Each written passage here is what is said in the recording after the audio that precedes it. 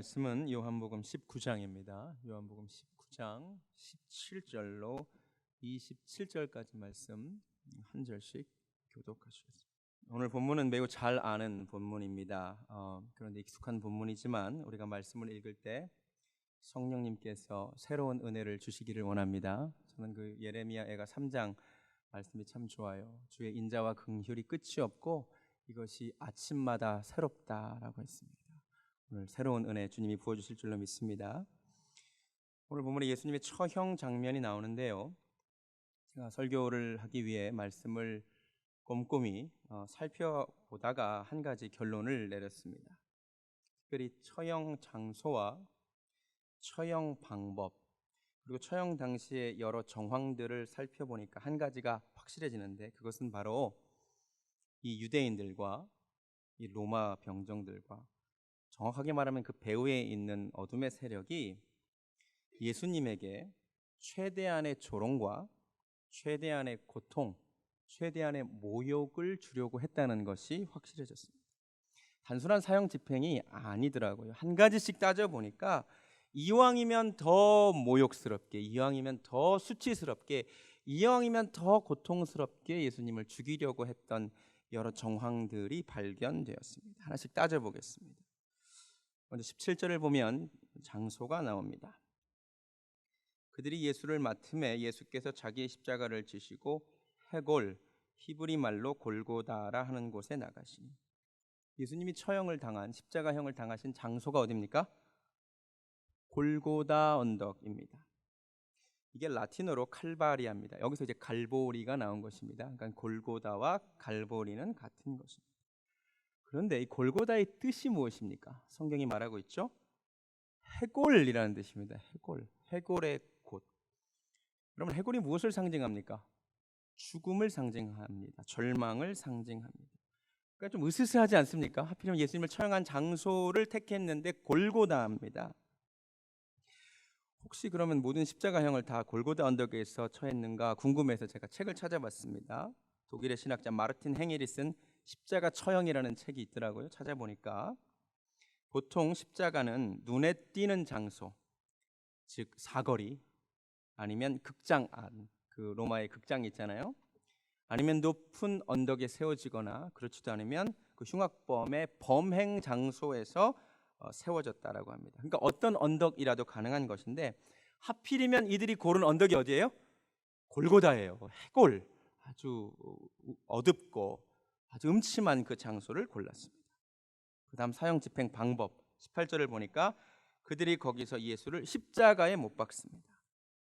고대 로마 제국의 사형법에 십자가형만 있었던 것이 아닙니다. 찾아봤더니 고대 로마인들의 대표적인 사형법은 화형과 교수형이더라고요.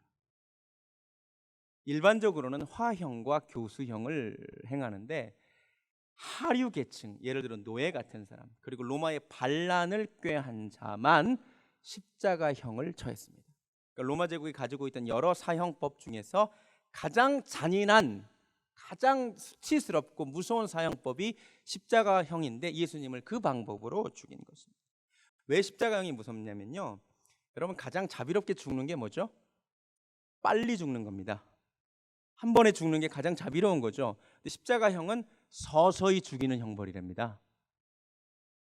그 채찍질 한 다음에 나무에 매달고 못을 박아요. 그러니까 온몸에 피가 흐르죠. 보통 죽는데 2, 3일 걸린답니다. 그리고 몸에 체중이 다 그렇게 실리고 피가 흐르기 때문에 피냄새를 맡고 새들이 온답니다. 독수리가 쪼아서 죽인답니다. 눈알도 파먹기도 하고요. 그러니까 가장 잔인한 형벌. 그래서 로마의 철학자인 키케로가 이런 말을 했습니다. 세상에서 가장 잔인한 심판은 바로 십자가에 매달려 죽게 한 처형이다. 그죠? 예수님을 죽여야 되는데 여러 사형 방법 중에서 가장 고통스러운 방법을 일부러 택한 것입니다. 거기다 가장 수치스러운 방법입니다. 왜냐하면 벗겨져서 높은 데 올라가기 때문입니다.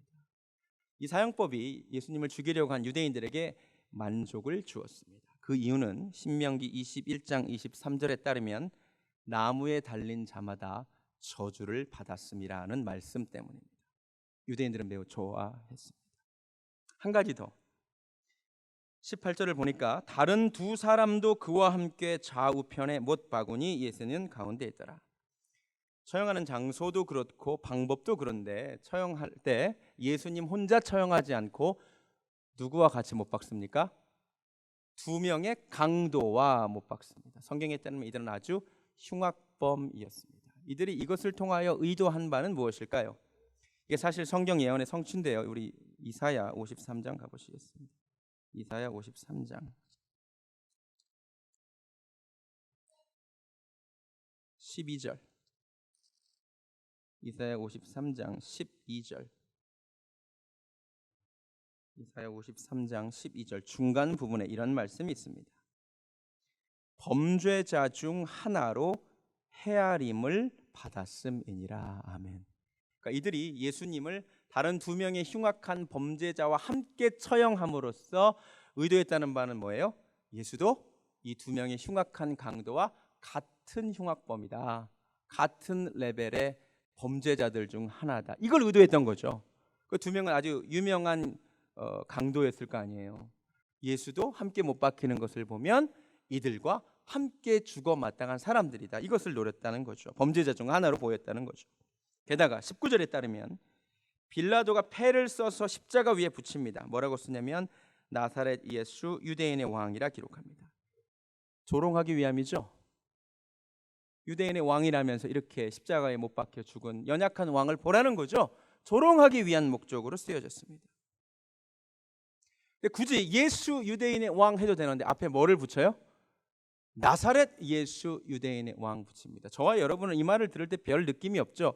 당시 이스라엘 사람들에게 나사렛이 가진 이미지는 이러했습니다. 요한복음 1장 가보시겠습니다.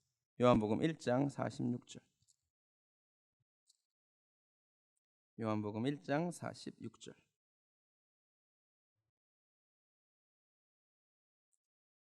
당시 사람들에게 나사렛이 가진 이미지 뭐라고 되어 있죠? 나다나엘이 이르되 나사렛에서 무슨 선한 것이 날 수 있느냐? 깨달아지세요? 시골 촌동네라는 얘기죠. 그러니까 굳이 예수님의 출신을 밝혀요. 그냥 예수 유대인의 왕이라고 하면 될 거를 나사렛 예수 유대인의 왕. 와닿지 않으신가요? 전라도 촌놈 예수, 경상도 촌놈 예수, 강원도 촌놈 예수 이렇게 붙인 거예요. 지금 한 가지라도 더 모욕을 더 주려고 굳이 시골 출신임을 밝힙니다. 모욕을 주려는 의도입니다. 더 나아갑니다. 20절. 예수께서 못 박히신 곳이 성에서 가까운 곳으로 많은 유대인이 이 패를 읽는데 히브리와 로마와 헬라말로 기록됩니다. 세 가지 언어로 그것도 씁니다. 왜 세 가지 언어로 기록했을까요? 되도록 많은 사람이 그것을 읽고 조롱하라는 뜻입니다. 유대인들은 히브리어로 이해하고 예수를 조롱하라. 로마인 라틴어로 된 것을 읽고 예수를 조롱하라. 헬라인 그리스인 헬라어로 된 것을 읽고 이 사람이 어떤 흉악한 범죄자인 줄 알고 저를 조롱하라. 마음껏 비난하라. 이 뜻입니다. 제 말 이해가 되시죠? 정리해 볼게요. 예수님의 죽음의 현장을 가만히 살펴보니까 유대인들과 로마인들과 그 또 배후에 있는 어둠의 영이 어떻게 하면 예수님을 더 모욕하게 만들까, 더 수치스럽게 만들까, 더 고통스럽게 만들까. 그래서 장소도 처형 방법도 함께 처형하는 자들도 그리고 죄패도 이 모든 것이 다 나사렛 사람이라는 것도 밝힌 것도 세 가지 언어로 쓴 것도 다 예수님을 더 수치스럽고 조롱하기 위한 도구들이었다는 것이 깨달아졌습니다. 자, 그런데요. 말씀을 읽다가 놀라운 것을 한 가지 깨달았습니다. 이들이 각종 마련한 이 장치들, 예수님을 더 모욕하기 위해 마련한 이 장치들을 하나님께서 다 바꾸어 주셨습니다. 다 그 의미를 바꿔 주셨습니다. 반전의 역사를 행하셨습니다. 한 가지 살펴보겠습니다. 먼저 골고다입니다. 골고다가 무슨 뜻이라고요? 해골의 곳, 음침하고 으스스하고 기분 나쁜 장소. 자, 그런데 오늘날 골고다 하면 이미지가 어떻습니까? 여러분과 저에게 골고다는 어떤 의미가 있습니까? 우린 이런 찬송도 불러요. 골고다의 보혈로 날 정케 하소서. 옛날 사람들이 들으면 기겁할 얘기입니다. 골고다의 뜻이 뭔데? 해골인데. 근데 우리에게 있어서 골고다는 이미지가 완전히 바뀌었어요. 더 이상 죽음의 땅이 아니에요. 우리에게는 소망의 땅이죠. 골고다의 의미가 완전히 바뀌었죠. 갈보리 산 위에 십자가 섰으니. 우리에게 있어서 갈보리 언덕의 이미지가 뭐예요? 희망의 땅이에요. 더 이상 죽음의 땅이 아닙니다. 십자가도 마찬가지예요. 과거의 십자가는 뭐예요? 가장 공포스러운 사형 집행 방법이에요. 사람들이 몸서리쳐요. 근데 우리는 그 십자가를 목에 걸고 다녀요. 2000년 전에 로마 사람들이 봤으면 기겁할 일입니다. 좀 이해를 도울까요? 단두대 모양의 그 목걸이를 달고 다닌다고 생각해 보세요. 이상하죠? 이상하잖아요. 그거랑 똑같은 거예요. 가장 그 흉악한 사형 집행의 상징이었던 십자가가 우리에게는 어떤 의미가 있어요?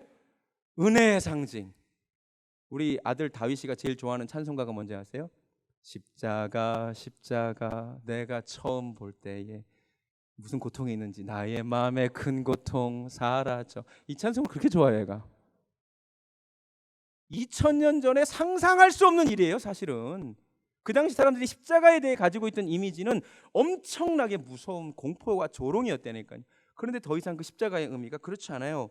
우리는 그걸 은혜의 상징으로 받아들여요. 하나님 바꾸셨어요. 나사렛이라는 명칭도 마찬가지예요. 그 당시 나사렛은 아무것도 귀한 것이 나올 수 없는 시골 촌동네죠. 우리는 뭐라 그래요? 나사렛 예수 그리스도의 이름으로 명하노니. 나사렛이라는 이름이 빛나는 동네가 되었어요. 할렐루야.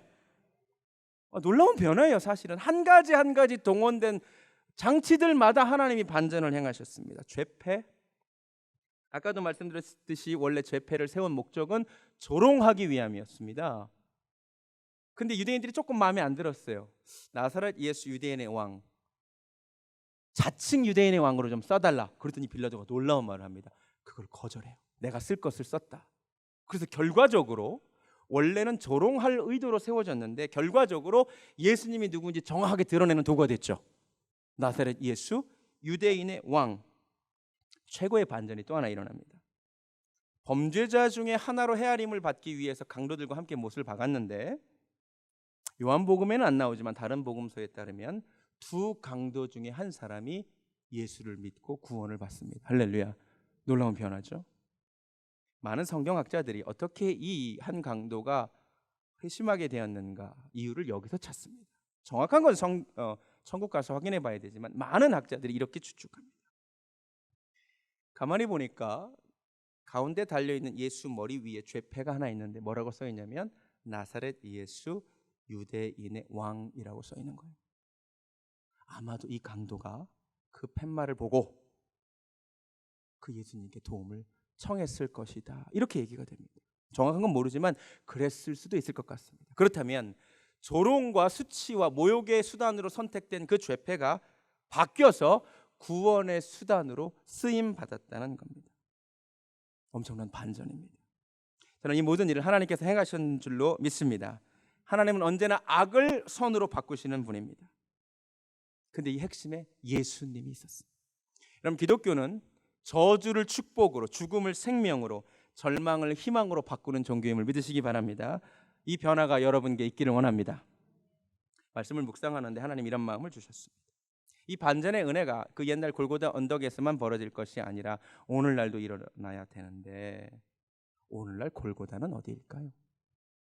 오늘날 우리에게 있어서 골고다란 어디일까요? 여러분, 어디가 골고다입니까? 영적인 골고다가 어디입니까? 우리가 골고다입니다. 골고다의 뜻이 뭐라고요? 해골의 곳, 해골도. 여러분, 우리가 죽으면 어떻게 되는지 아세요?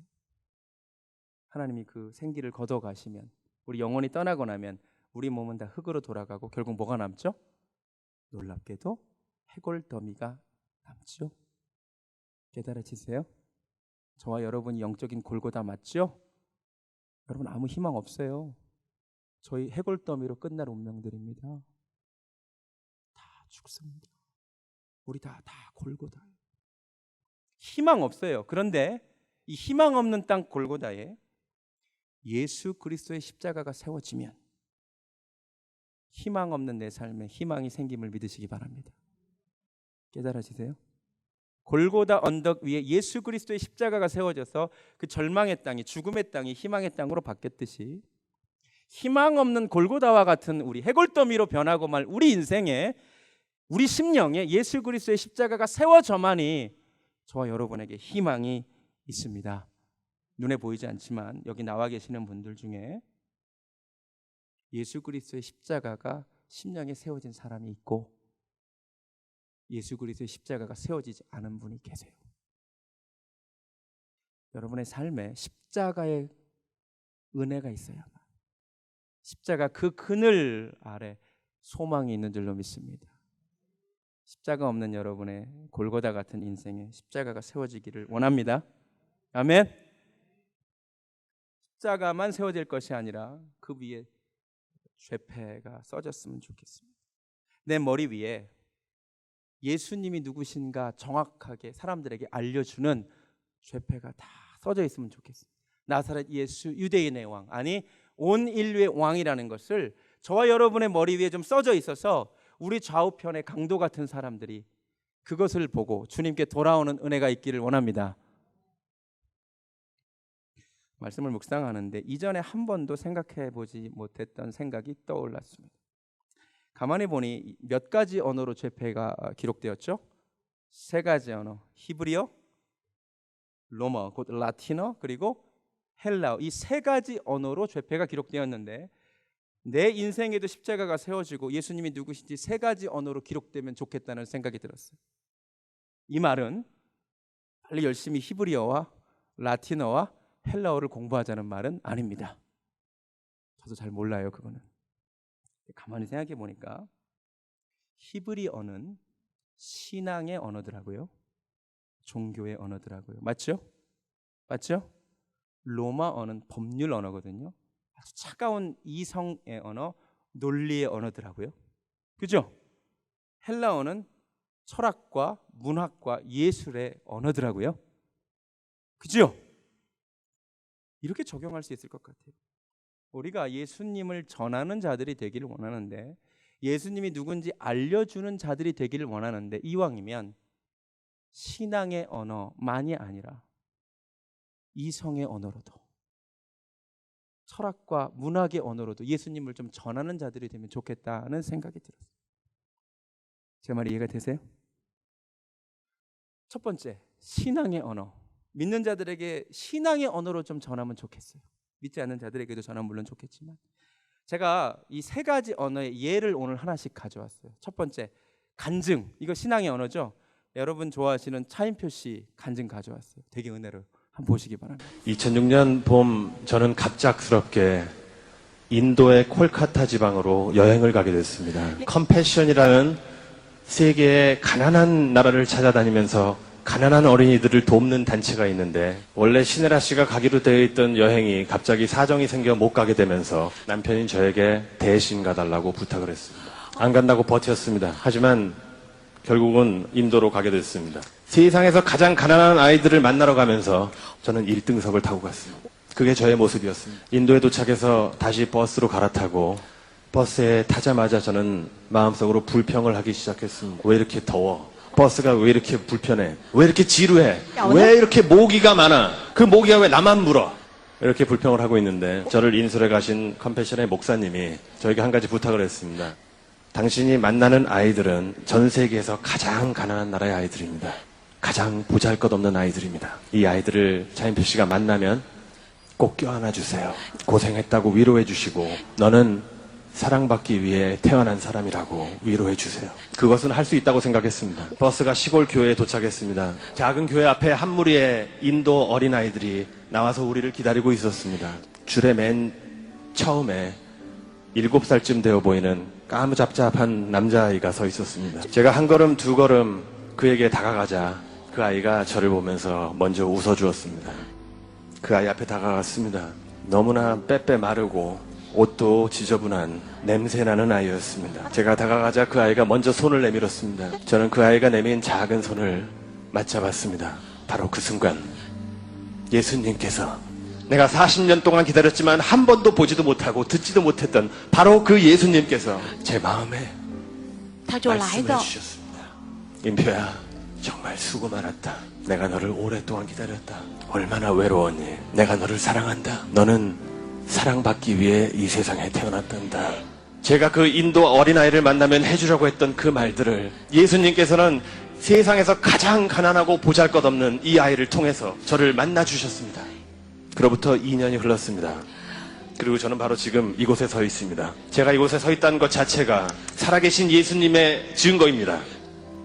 저는 이제 여러분들께 확실하게 말씀드릴 수 있습니다. 예수님은 살아계시다고 확실하게 말씀드릴 수 있습니다. 왜냐하면 지난 2년 전부터 지금까지 예수님은 저를 만나주고 계시기 때문입니다. 저는 저에게 일어났던 그 축복이 이 자리에 계신 여러분들 모두에게 동일하게 일어나길 바랍니다. 은혜롭죠? 이게 신앙의 언어로 예수님을 전하는 거죠. 저에게는 사실 충분합니다. 너무 좋아요. 너무 은혜가 돼요. 자, 그런데요, 문제가 있어요. 이런 신앙의 언어, 간증, 내가 만난 예수님, 이게 전혀 통하지 않는 사람들이 있어요. 믿는 사람들끼리는 너무 잘 통하는데, 이 언어로 전하면 다 은혜 받는데, 이 언어가 도무지 먹히지 않는 사람들이 있다고요. 신앙의 언어로는 대화가 안 되는 사람들이 있어요. 하나님을 인정하지 않으니까. 무신론자들, 그런 분들 만나보셨어요? 대화가 안 돼요. 제 말이 이해가 되시죠? 히브리어로, 신앙의 언어로 예수님을 아무리 가르쳐줘도 이 언어로는 말이 안 통하는 분들이 계시다고요. 라틴어도 알아야 돼요. 논리의 언어, 이성의 언어, 과학의 언어, 이 세상 사람들의 언어로도 예수님이 누군지 알려줄 수 있어야 된다고요. 제 말이 깨달아지세요? 제가 너무 은혜가 됐어요. 그렇게 말을 해야 알아먹는 분들이 이 땅에 존재한다니까요. 제가 지난주 금요일 날 믿음의 관문이라는 제목으로 설교를 했습니다. 그날 예배를 드리신 분들은 아시겠지만 제가 평소보다 더 이성적이고 논리적이고 합리적으로 설교를 했습니다. 저는 여러분의 이성에 호소를 했습니다. 어려우셨을 수도 있습니다. 목사님 오늘 왜 이렇게 차갑게 설교하시지? 그럴 수도 있습니다. 아니요, 그런 언어가 필요한 사람들이 있기 때문입니다. 저는 기독교 변증가들을 좋아합니다. C.S. 루이스나 필립 얀시나 요새는 알리스터 맥그라스 같은 분들을 좋아합니다. 이들은 히브리어로는, 다시 말해 신앙의 언어로는 도무지 말이 통하지 않는 사람들에게 이 세상의 이성의 언어로, 논리의 언어로, 과학의 언어로 복음을 전하는 사람들이기 때문입니다. 여러분 공부하시기 바랍니다.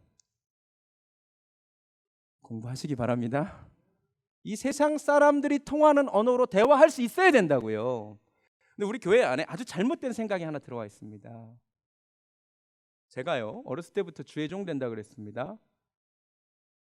고3 때 수능 보고 나서 일반 대학을 지원했습니다.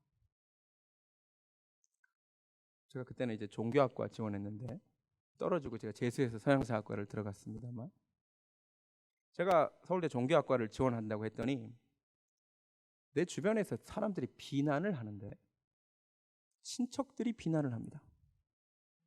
뭐라고 비난을 하냐면, 야, 너 목사 된다며. 근데 너 왜 신학교 안 가고 세상 학문 공부해?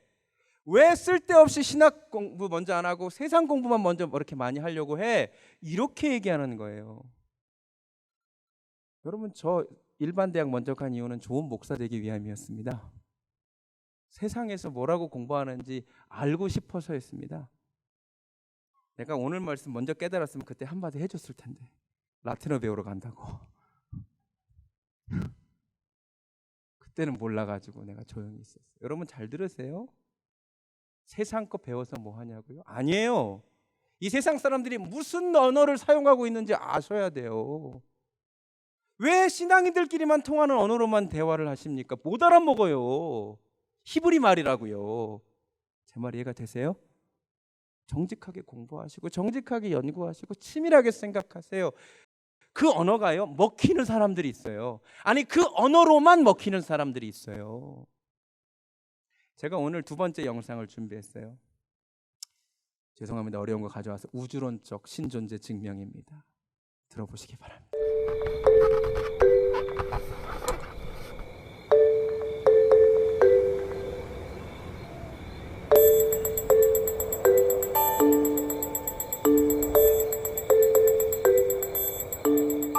Does God exist? Or is the material universe all that is, or ever was, or ever will be? One approach to answering this question is the cosmological argument. It goes like this. Whatever begins to exist has a cause. The universe began to exist, therefore, the universe has a cause. Is the first premise true? Let's consider. Believing that something can pop into existence without a cause is more of a stretch than believing in magic. At least with magic, you've got a hat and a magician. And if something can come into being from nothing, then why don't we see this happening all the time? No, everyday experience and scientific evidence confirm our first premise. If something begins to exist, it must have a cause. But what about our second premise? Did the universe begin? Or has it always existed? Atheists have typically said that the universe has been here forever. The universe is just there, and that's all. First, let's consider the second law of thermodynamics. It tells us the universe is slowly running out of usable energy. And that's the point. If the universe had been here forever, it would have run out of usable energy by now. The second law points us to a universe that has a definite beginning.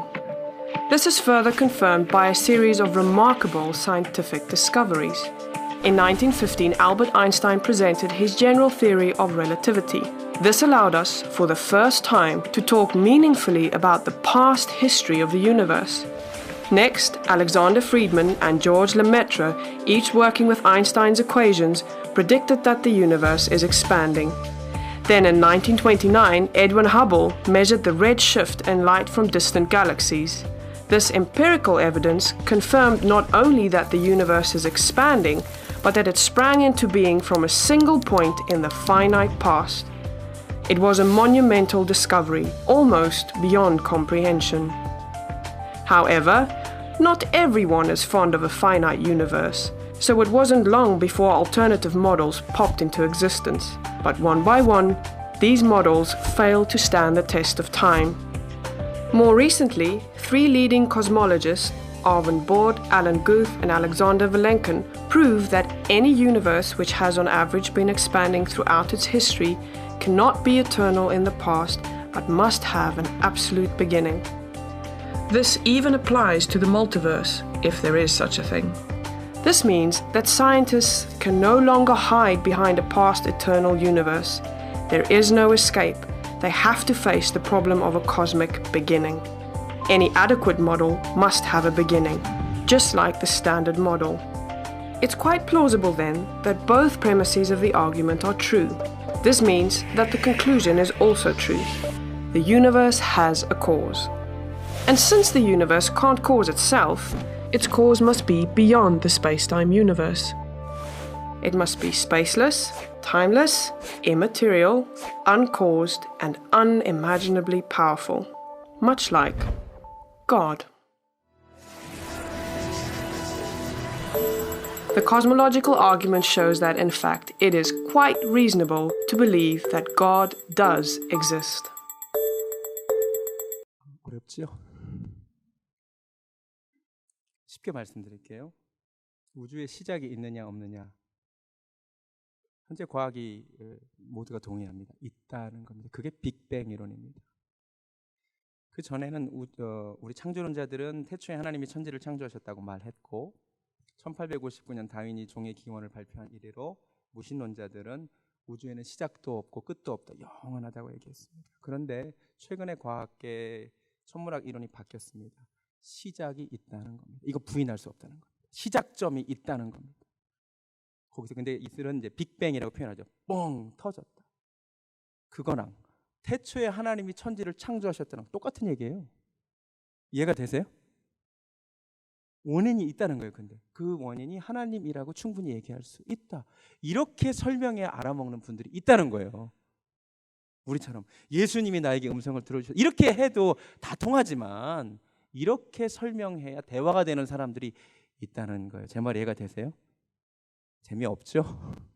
바깥에서는 이게 더 재밌어요. 한 가지 제가 더 말씀드릴게요. 아인슈타인 아까 나왔죠.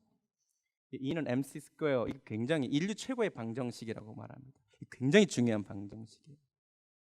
이게 왜 중요하냐면 이게 에너지는 질량 곱하기 컨버전 팩터인데 이게 속도가 될 경우 어떤 물체에 엄청난 속도가 가해지면 큰 에너지가 나온다. 이게 여기서 원자폭탄이 나왔어요. 원자에다가 엄청난 속도를 가해서 큰 에너지를 만들어내는 거예요. 사람들이 왜 이 이론에 흥분했냐면 에너지와 물질 간의 상관관계가 있다는 것을 발견해낸 거예요. 그전에는 에너지는 힘이고 물질은 물질이니까 관계가 없다고 생각했는데 이 두 개가 관계가 있는 거예요. 근데 사람들이 흥분한 건 오른쪽에서 왼쪽 때문이었어요. 물체의 속도가 강해지면 에너지가 생긴다. 그죠? 이해되시죠? 근데 우리 기독교인들로 흥분했어요. 그 이유는 왼쪽에서 오른쪽 때문이에요. 에너지와 물질의 상관관계가 있다는 거죠. 엄청난 에너지가 물질도 만들어낼 수 있다는 얘기거든요. 이게 다 이퀄이니까. 그렇다면 하나님께서 태초에 창조의 에너지로 말씀하시니 온 세계의 물질이 존재했다는 것이 과학적으로 증명됐다는 거죠. 제 말 이해가 되세요? 이게 바깥 사람들한테는 이렇게 얘기해야 통해요. 제가 무슨 말을 하려는지 아시겠어요? 우리에게 히브리어, 신앙의 언어 좋습니다. 우리끼리는 다 통합니다. 주님이 나를 만나 주셨어요. 할렐루야죠. 근데 그 하나님을 믿지 않는 자들에게 그렇게 어떻게 복음을 전하겠습니까? 여러분 공부하셔야 돼요. 마음이 불편해지십니까? 좀 마음이 편해질 겁니다. 또 하나의 언어가 감사하게 있어요. 헬라어로 복음 전하셔도 됩니다. 헬라어는 문화와 예술의 언어입니다. 여러분 혹시 그림 잘 그리세요? 그림으로 복음 전하세요. 아멘. 만화 잘 그리세요? 만화로 복음 전하세요. 그거 다 하나님이 주신 언어로 복음 전하는 거예요. 여러분의 그 딱딱해진 마음을 풀어줄 영상을 가져왔습니다. 그림 샌드 아트로 복음을 이렇게 간단하게 설명하더라고요. 참 좋더라고요. 한번 보시죠.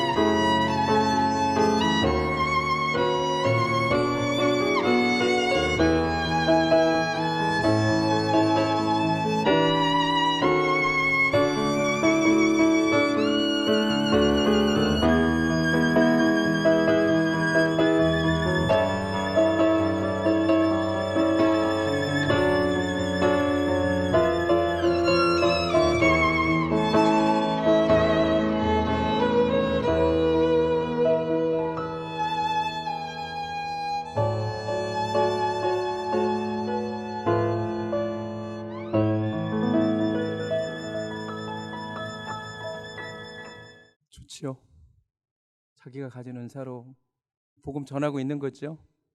또 마음 한편이 어두워집니다. 나는 미술 재능도 없는데.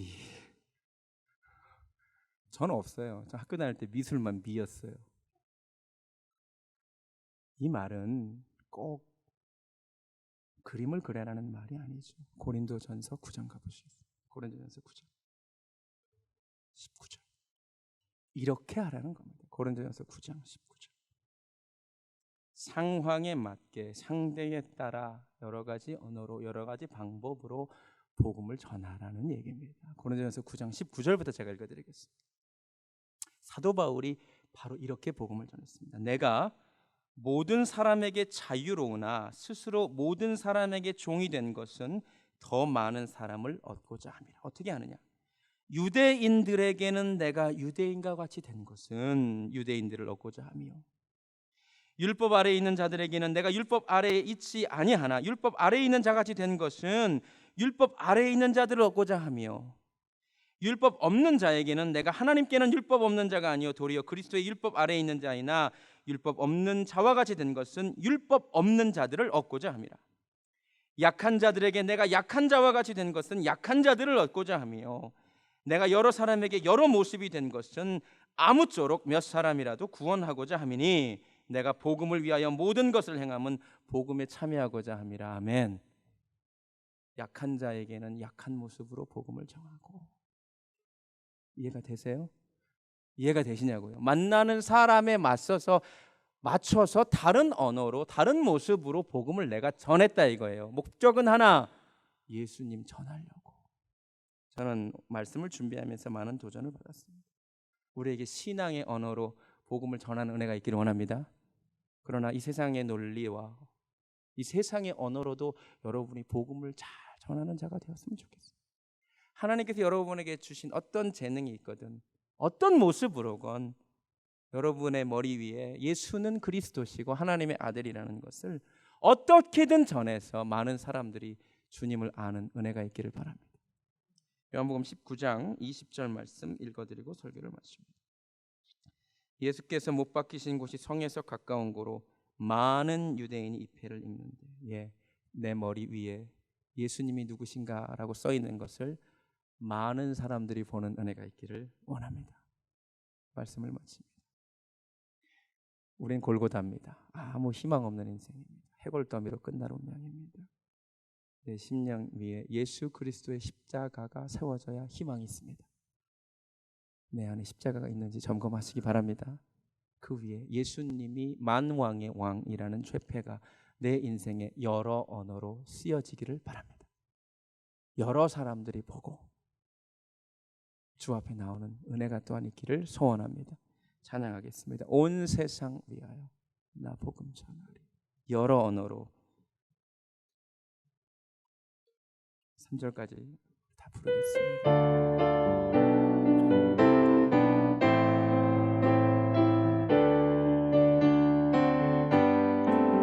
온 세상 위하여 나 복음 전하리. 만 백성 모두 나와서 주 말씀 들으라. 죄 중에 빠져서 헤매는 자들아, 주님의 음성 듣고서 너 구원받으라. 내가 전하기 원합니다. 전하고 기도해 매일 증인 되리라. 세상 모든 사람 다 듣고 그 사랑 온 세상에게 전합니다. 온 세상 위하여 이 복 여러 언어로 전하기를 원합니다. 저 죄인 회개하고서 주 예수 믿으라. 이 세상 구하려 주 돌아가신 것 나 증거하지 않으면 그 사랑 모르니. 아멘. 전하고 기도해 매일 매일 증인 되리라. 세상 모든 사람 다 듣고 그 사랑을 온 세상 위하여 온 세상 위하여 주 은혜 임하니 주 예수 이름 힘입어 이 복음 전하자. 먼 곳에 가지 못해도 먼 곳에 나가서 전하지. 나 어느 곳에 있든지 나 어느 곳에 있든지 늘 기도 힘쓰리. 아멘. 전하고 기도해 매일 증인 되리라. 세상 모든 사람 다 듣고 그 사랑 알도록. 다 같이 눈을 감습니다. 하나님, 골고다와 같은 인생입니다. 해골더미로 변하고 말 아무 희망 없는 인생입니다. 내 심령에 예수 그리스도의 십자가가 세워지지 않고는 내 인생은 절망입니다. 하나님, 이 시간 예수 그리스도의 십자가가 없는 심령마다 주여 은혜를 베풀어 주시사 이 시간 예수 그리스도의 십자가가 세워지는 은혜가 있게 하여 주시옵소서. 그 위에 예수님이 누구신가? 그분이 만왕의 왕이며 세상의 구주임을 여러 언어로 세상 모든 사람들에게, 내 좌우편에 달린 강도 같은 자들에게 예수님을 전하는 은혜가 내 삶에 있게 하여 주시옵소서. 이제는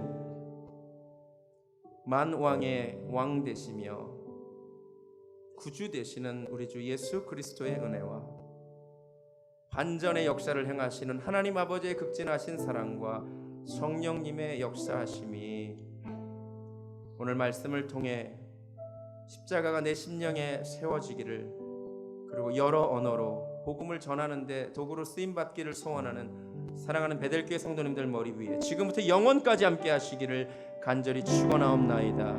아멘.